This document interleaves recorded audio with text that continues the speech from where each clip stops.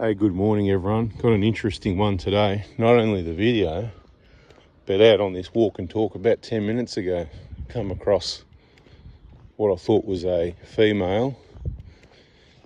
I was walking, of course, and I normally say morning or g'day or how you going, depends who it is, right? Anyway, I said g'day and I was greeted with F off. And then the mouthful of profanities continued. So interesting start to the day. There you go.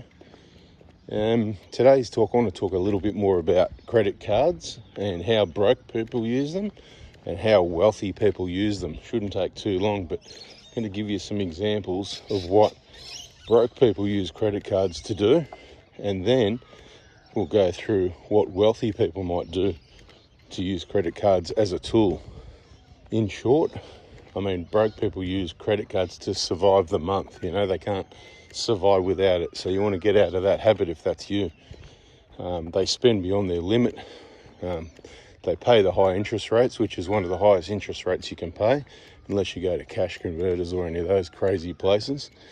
You buy wants, not needs, right? They just buy everything they want, not what they need. They don't stop and think, okay? They basically only maybe meet the minimum payment mentality. So they pay the minimum payment and they stay in debt and they keep paying interest. This is going to keep you locked up and behind. It's a bad way to be. And then, of course, it's a cycle of stress, guilt and debt that just keeps going around in circles. So you've got to discipline yourself and you've got to turn a bad credit card into an awesome wealth building tool. And the way you do that is using a card with full payment discipline. As I've said in other videos, what you need to do definitely is pay the whole statement balance at the end of the month. The complete statement balance needs to be paid, okay, every month.